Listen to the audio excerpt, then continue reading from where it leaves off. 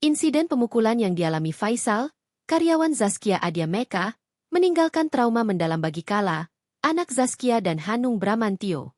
Haikal Kamil, adik Zaskia, mengungkap pihak keluarga sebisa mungkin melindungi Kala agar tidak semakin terguncang. Ia dengan tegas melarang pihak kepolisian jika ingin menjadikan keponakannya itu sebagai saksi dalam kasus tersebut. Kala sempat disebut akan dipanggil sebagai saksi, tapi dari kami bilang sebisa mungkin janganlah, kata Haikal Kamil di kawasan Sawangan, Kamis, 25 September 2025. Dia masih anak-anak di bawah umur, apalagi kejadiannya cukup ramai. Banyak alternatif saksi lain yang bisa dipakai. Terusnya, menurut Haikal, kasus ini sudah memiliki cukup bukti tanpa harus melibatkan anak. Sudah ada CCTV, sudah ada saksi, helmnya juga ada.